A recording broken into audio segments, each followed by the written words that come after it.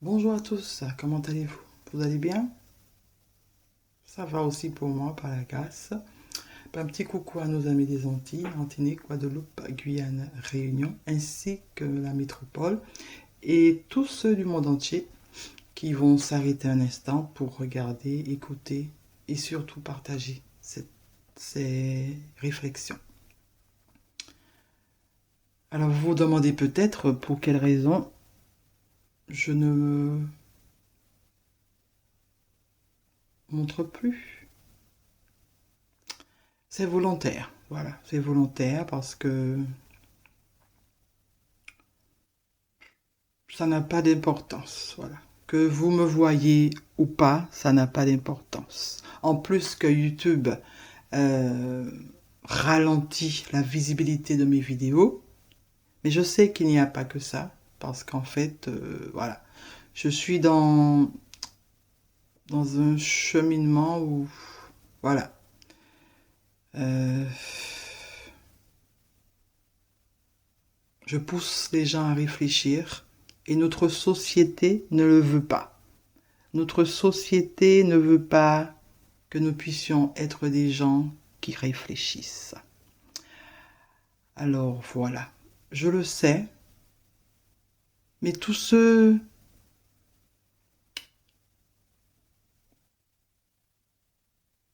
qui sont contre ce que je fais, ben évidemment, ne vont pas partager.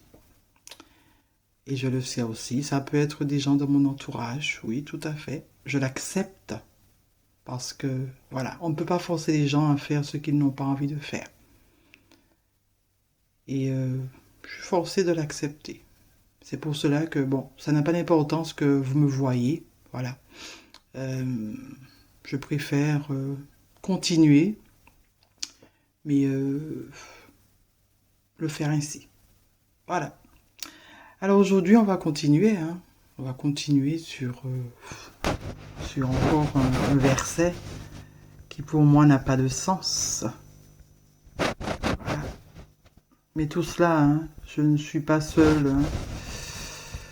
Je suis pas resté là et puis voilà, hein, comme je vous l'ai dit, vous regardez mon expérience, vous écoutez mon témoignage et vous voyez tout de suite, vous entendez tout de suite que voilà, je n'ai pas non plus un groupe de personnes derrière moi qui me font voir des choses, non, pas du tout. Moi j'ai posé une question un jour à celui qui nous donne la vie, qui pour moi est en chacun d'entre nous, et il m'a répondu et il continue à me permettre de comprendre les choses. Et je lui remercie pour cela. C'est pour cela que je continue à partager, que je n'abandonne pas.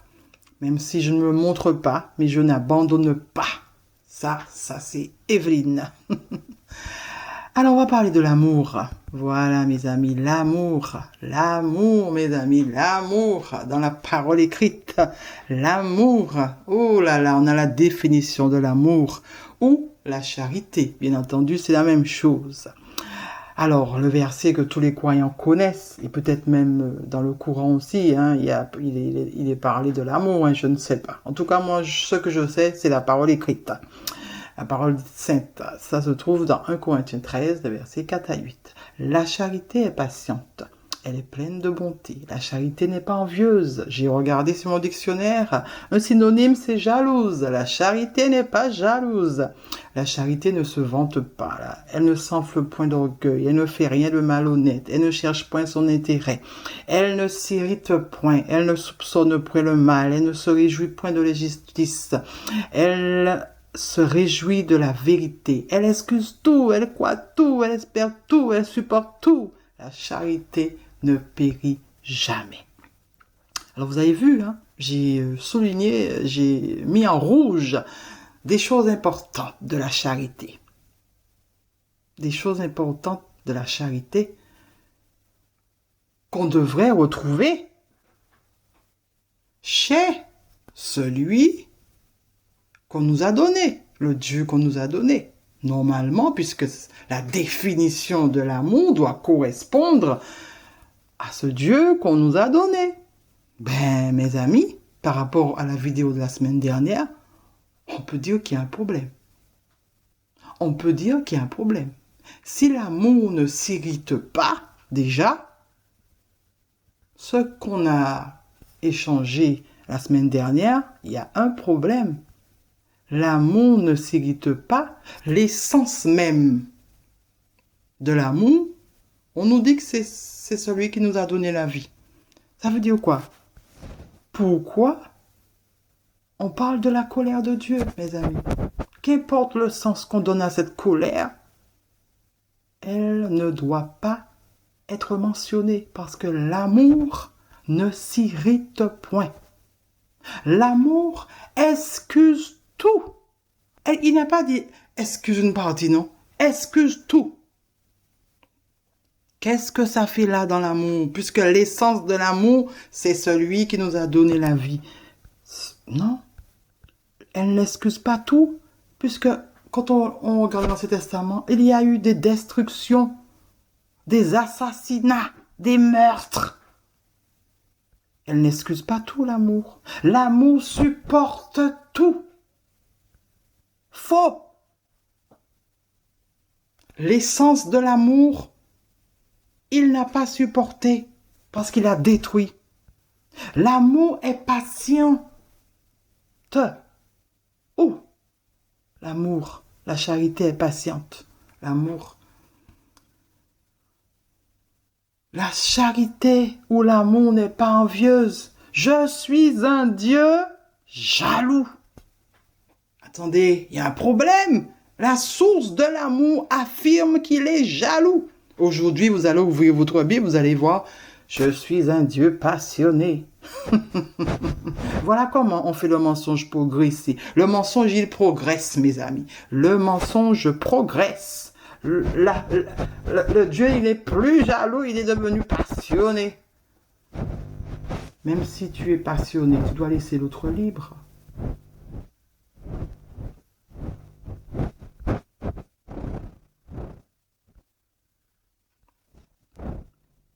Il y a beaucoup d'incohérences. Comment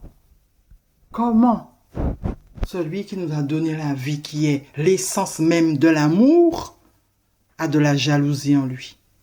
Comment celui qui nous a donné la vie, l'essence même de l'amour, s'irrite? Comment celui qui nous a donné la vie n'excuse pas tout, puisqu'il est l'essence de l'amour? Comment celui qui nous a donné la vie ne supporte pas tout, puisqu'il est l'essence de l'amour? Il nous a dit, enfin c'est ce que les hommes nous ont dit, hein, la définition de l'amour. Ils nous ont donné une belle définition de l'amour. C'est bien Dieu qui a inspiré, hein. C'est Dieu qui a inspiré, c'est ce qu'ils nous ont dit, hein. Mais quel Dieu qui a inspiré ça? Est-ce que c'est celui qui nous a donné la vie ou est-ce que c'est le Dieu qu'on nous a donné qui leur a inspiré cela? Si l'amour, la charité ne s'irrite point, si vraiment c'est ça, tous les versets de l'Ancien Testament sont faux. Toutes les histoires de l'Ancien Testament sont fausses. Si la charité n'est pas envieuse, si la charité n'est pas jalouse, le Dieu jaloux n'a pas sa place dans la parole écrite. Le Dieu jaloux n'a pas sa place dans la parole écrite. Parce que celui qui nous a donné la vie ne peut pas nous demander de faire des choses qu'il ne fait pas lui-même.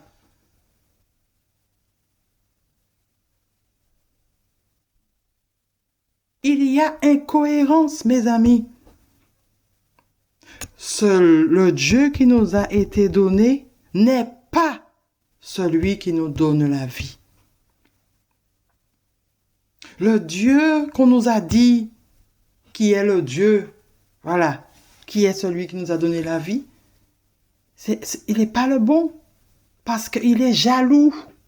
Il est jaloux. Il ne peut pas être jaloux, ni passionné, empêcher les autres d'être libres. C'est pas possible. Il ne peut pas s'irriter, parce que dans l'amour, il n'y a pas ça. L'amour ne s'irrite point. Il doit excuser tout.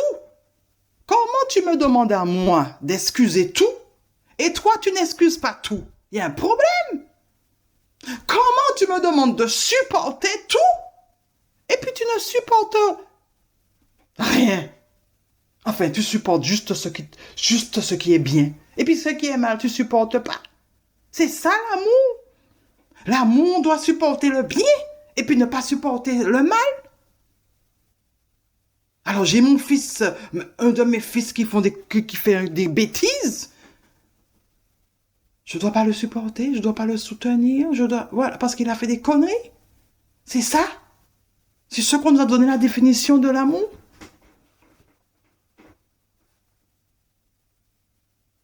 Mes amis, la charité. La charité ou l'amour.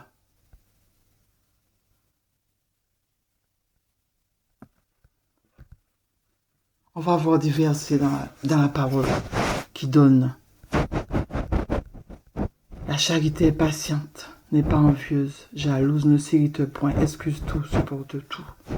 Et pourtant, Deutéronome 1,34, l'Éternel entendit le bruit de vos paroles. Il s'irrita et jura en disant. Vous allez lire chez vous qu'est-ce qu'il a dit, mais il s'est mis en colère. Deutéronome 9, verset 8. À Horeb, vous excitâtes la colère de l'Éternel, et l'Éternel s'irrita contre vous, et eut la pensée de vous détruire. Vous avez compris ça?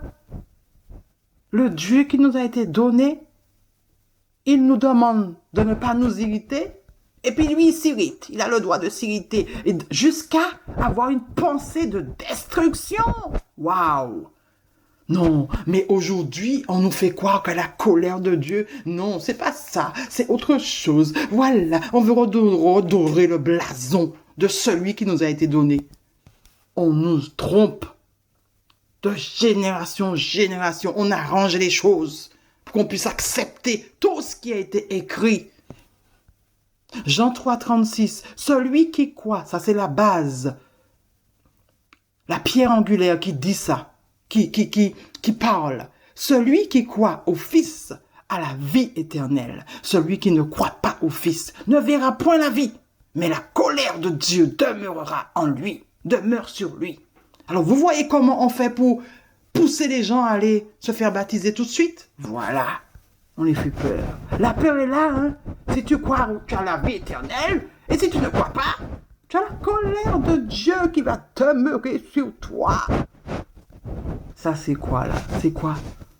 Genèse 6 à 7. L'Éternel se repentit d'avoir fait l'homme sur la terre. Il fut affligé en ce cœur. L'Éternel dit, j'exterminerai de la face de la terre l'homme que j'ai créé, depuis l'homme jusqu'au bétail, aux reptiles, aux oiseaux du ciel, car je me repens de les avoir faits. Non. Il y a de la patience là? Jusqu'à quand qu'il faut pardonner? Jusqu'à 7 fois pardonner.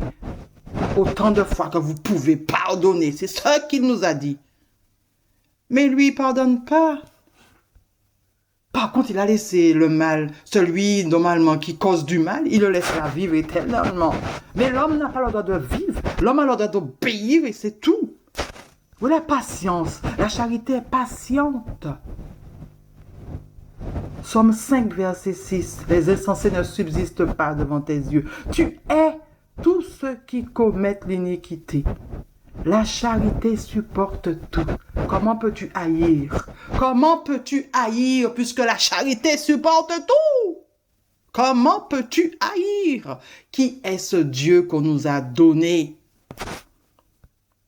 J'ai expérimenté, mes amis, et je sais que malgré mes erreurs, celui qui m'a donné la vie, celui qui nous a donné la vie, nous aime d'un amour qui ne peut changer, parce que je l'ai expérimenté.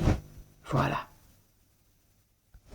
Exode 25, tu ne te prosterneras point devant elles, et tu ne les serviras point, car moi, l'Éternel ton Dieu, je suis un Dieu jaloux, qui punit l'iniquité des pères sur les enfants jusqu'à la 3e et la 4e génération de ceux qui me haïssent.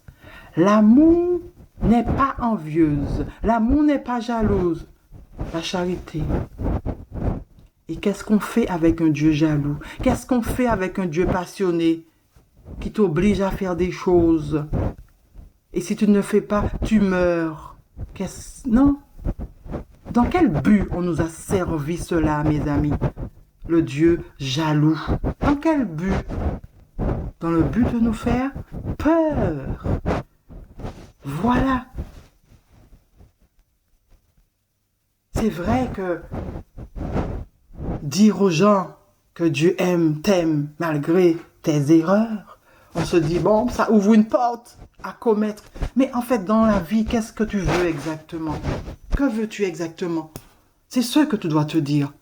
Tu veux être heureux ou tu veux être malheureux? Parce qu'on nous a servi aussi une vie après la mort. Hein? Ça veut dire que si tu as gâché cette vie-là, on te propose qu'après la mort, tu auras une autre vie.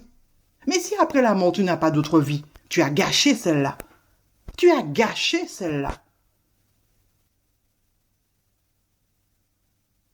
L'important aujourd'hui, ce n'est pas de te dire de vivre dans la débandade. Et puis après, tu vas vivre meilleur. Non, aujourd'hui, c'est te dire, je n'ai qu'une seule vie. Je n'ai qu'une seule vie. Alors, qu'est-ce que je fais? Qu'est-ce que je fais dans cette seule vie que j'ai? C'est ça l'important. C'est gérer cette vie-là. Faire les bons choix dans cette vie-là. Parce que je ne sais pas ce qu'il y a après. Une fois que je suis mort, je ne sais rien du tout. Tout a été inventé. Nombre 16, 28, 35. On a vu cette expérience de ces gens qui n'ont pas, qui ont été engloutis par la terre la semaine dernière. On l'a vu. Mais pourquoi ils ont été engloutis, mes amis? Pourquoi ils ont été engloutis? Pourquoi ils ont été engloutis? Essayons de comprendre, puisque, attendez, il a ouvert la terre et ces gens-là sont entrés dans la terre. Qu'est-ce qui se passe? Pourquoi? Quel était le problème, mes amis? Ben, c'était le pouvoir, mes amis, comme toujours, hein, depuis le début jusqu'à la fin. Le pouvoir, rien que le pouvoir. Et puis voilà, quand on lit, on comprend. Nombre 16, 2, 3 et 9. Ils se soulevèrent, les personnes qui ont été englouties. Ils se soulevèrent contre Moïse avec 250 hommes des enfants d'Israël, des principaux de l'assemblée, de ceux qu'on leur convoquait à l'assemblée et qui étaient des gens de renom. Vous savez ce que ça veut dire, des gens importants. Pourquoi ces gens importants-là se révoltaient? Pourquoi ils se sont révoltés? Ils s'assemblèrent contre Moïse et Aaron et leur dirent, « Ça n'est assez, car toute l'assemblée, tous sont saints, et l'Éternel est au milieu d'eux. Pourquoi vous élevez-vous au-dessus de l'assemblée de l'Éternel? Pourquoi toi, tu es le plus haut? Et puis nous là, nous sommes saints aussi, on a le droit de commander aussi. Hein? Pourquoi c'est toi? C'est ce qui se passe. Et Moïse, est-ce trop peu pour vous que le Dieu d'Israël vous ait choisi dans l'assemblée d'Israël en vous faisant approcher de lui afin que vous soyez employés au service du tabernacle de l'Éternel et que vous vous présentiez devant l'assemblée pour la servir. Ah, le problème du service, mes amis, le problème du service. Ces gens de renom-là, tu veux qu'ils te servent, Moïse, c'est ça le problème. Le service. Non, attention, ce sont des gens importants. Jusqu'à maintenant, vous allez voir, dans une église, des gens importants. Ne les nommez pas diaconesse ou diacre, parce que ils vont pas accepter. Mais non, attendez, on veut être ancien. C'est ce qui se passe là, mes amis. C'est ce qui se passe. Tout le monde, on est tous des saints. Alors pourquoi? Et puis la phrase idéale pour permettre aux gens d'accepter, c'est ça. L'Éternel vous a choisi. Il a choisi que vous soyez des employés. Et que moi, je sois en haut. C'est comme ça. C'est l'Éternel qui a choisi. Voici le problème, mes amis. Alors Moïse convoque. Et lors de la convocation, il faut venir.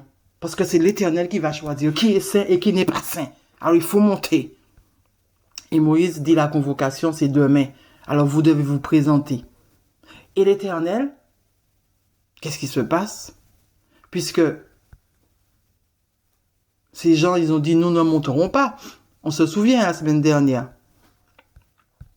Ils ont dit, attendez, qu'est-ce que ces gens ont dit?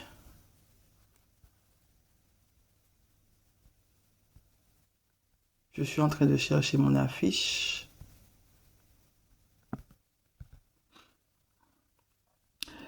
Ils ont dit, n'est-ce pas assez que tu nous aies fait sortir d'un pays où coule lait et le miel pour nous faire mourir au désert sans que tu domines à nouveau, sans que tu continues à dominer sur nous? Nous ne monterons pas. Et ce n'est pas dans un pays où coule le lait et le miel que tu nous as menés. Ce ne sont pas des champs et des vignes que tu nous as donnés en possession. Penses-tu crever les yeux de ces gens? Nous ne monterons pas. Voilà le problème, mes amis. Ils ont refusé d'aller à cette convocation pour que Dieu puisse choisir, pour voir qui Dieu va choisir. Alors, comme ils ont refusé de monter, qu'est-ce qui se passe? Moïse est irrité, il est fâché. Et qu'est-ce que l'Éternel dit? L'Éternel parle à Moïse et à Aaron et dit, séparez-vous du milieu de cette assemblée et je les consumerai en un seul instant. Voilà ce que l'Éternel a dit, je vais les brûler. Je vais les consumer en un seul instant. Alors, ceux qui ont été engloutis, mes amis, les voilà. Ils se retirèrent de toutes parts, loin de la demeure de Coré, de Dathan et d'Abiram. Dathan et Abiram sortirent et se tinrent à l'entrée de leur tente avec leurs femmes, leurs fils et leurs petits-enfants. Voilà tous ceux qui ont été engloutis, plus les 250. Mais si l'Éternel fait une chose inouïe, comment Moïse a su pour la terre? Parce que vous vous souvenez, l'ordre de l'Éternel c'était « Séparez-vous du milieu de cette assemblée et je les consumerai. » À aucun moment, l'Éternel a dit qu'il va ouvrir la terre. Mais là, qu'est-ce que Moïse dit? Si l'Éternel fait une chose inouïe, si la terre ouvre sa bouche pour les engloutir, avec tout ce qui leur appartient, et qu'ils descendent vivants dans le séjour des morts, vous saurez alors que ces gens ont méprisé l'Éternel. Voilà, mes amis. Comment Moïse a su? Tout ça, c'est une construction de texte. L'Éternel n'annonce pas qu'il va engloutir, et Moïse dit que l'Éternel va engloutir. Et c'est ce qui s'est passé. Femmes, enfants, fils et petits-enfants. Alors, parce que on refuse de faire quelque chose, l'Éternel détruit des hommes, des femmes, des enfants, des petits-enfants. Alors, ce l'Éternel-là, qui est-il? Dites-moi. Qui est ce l'Éternel-là, mes amis? Il faut affronter la vérité au lieu de trouver des excuses. Pourquoi vous trouvez des excuses à des vérités écrites? À des vérités qui nous ont été données? Pourquoi trouver des excuses à des vérités qui nous ont été données? C'est là. Ce sont des preuves du mensonge, mes amis. Vous allez dans ce tribunal, il vous faut des pièces à conviction. Vous les avez devant vous, les pièces à conviction. Et qu'est-ce que vous faites? Vous contournez les choses. Vous dites, non, en fait, c'est la traduction. Ils ont mal traduit. Non! Ils ont dit les choses. Parce qu'au départ, c'était pour faire peur. Dans le but de faire peur. Tous ceux qui vont lire ça là, ça veut dire quoi? Ils vont obéir à l'Éternel, mes amis. Ils voient ce que l'Éternel va faire. Ce que l'Éternel sait faire si tu n'obéis pas. Ils l'ont écrit dans un but bien précis, mes amis, pour faire peur. Du temps de l'esclavage. Qu'est-ce que d'après vous? Qu'est-ce que d'après vous que ce livre a servi? À quoi d'après vous? Mais voilà, à dominer. Parce que les gens, ils avaient peur de l'Éternel. Ils avaient peur de Dieu. Mais qui est ce Dieu qui a été donné? Qui est ce Dieu, mes amis? Si ce Dieu qui nous a été donné est jaloux, nous avons le droit d'être jaloux. Nous avons le droit d'être jaloux parce que Dieu est jaloux. Nous pouvons aussi nous mettre en colère parce que Dieu il est en colère. Mais oui, même si on dit que les deux colères sont différentes, juste pour tromper encore, pour nous tromper encore, pour nous permettre, pour nous pousser à accepter des sentiments humains qu'on a donnés à Dieu. Mais vraiment, mes amis, ouvrons nos yeux. Ouvrons nos yeux.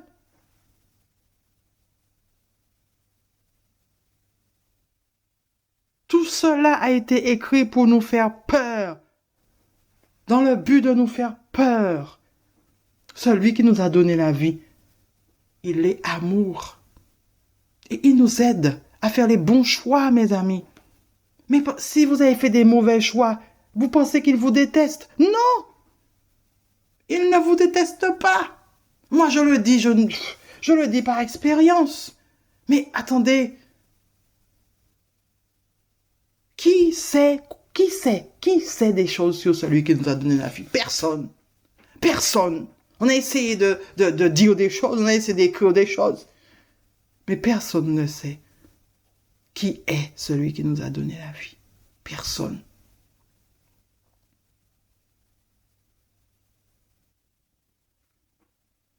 L'amour est patiente. La charité est patiente. Elle est pleine de bonté.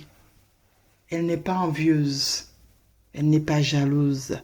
Elle ne se vante point. Elle ne s'enfle point d'orgueil. Elle ne fait rien de malhonnête. Elle ne cherche point son intérêt. Elle ne s'irrite point. Elle ne soupçonne point le mal. Elle ne se réjouit point de l'injustice, mais elle se réjouit de la vérité. Elle excuse tout. Elle croit tout. Elle espère tout. Elle supporte tout. La charité, l'amour ne périt jamais. Mes amis, les gens, ils vont vouloir changer les paroles saintes, parce que il y a trop d'incohérences dans la parole. Ils vont le changer, ça c'est clair. Mais nous serons morts, nous ne pourrons pas vous le voir, parce que les générations qui arrivent n'auront pas accepté tout ça. À moins que ce soit des robots, les générations qui arrivent. Et ils vont accepter tout. Moi, j'ai l'impression que nous sommes cette génération qu'il faut que, voilà, qu'on puisse dire stop. Stop à la tromperie. Parce qu'après, c'est foutu. Après, c'est foutu. Nous sommes cette génération qui doit dire stop à la tromperie. Ce n'est pas possible. Ce n'est pas possible que celui qui nous a donné la vie puisse nous dire que la charité est patiente, que la charité ne s'irrite point, que la charité excuse, si c'est bien lui qui l'a dit, excuse tout, que la charité supporte tout, et qu'il puisse avoir fait toutes ces destructions dans l'Ancien Testament. C'est pas possible. Il y a pas de cohérence. S'il est réellement amour, tout ce qui est dans l'Ancien Testament est faux. Tout ce qui est dans l'Ancien Testament est faux. Ce n'est pas lui. Ce n'est pas lui. Voilà. Ce n'est clairement pas lui. Alors c'est qui? C'est l'Éternel qu'on nous a donné. C'est qui ce Dieu jaloux qu'on nous a donné? C'est qui? À vous d'y répondre, mes amis. À vous d'y répondre. Voilà. Eh bien, à bientôt, mes amis. Et puis, qu'est-ce que je peux vous souhaiter? De profiter de cette vie. Faites les bons choix dans cette vie. C'est la plus belle des choses que nous puissions avoir. C'est la vie. Et oui, mes amis, c'est la vie. Parce qu'après, il n'y a rien. Nous ne savons rien de ce du après. Alors profitons de cette vie ici.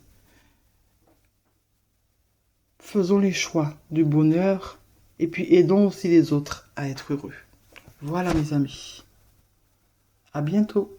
Bye bye.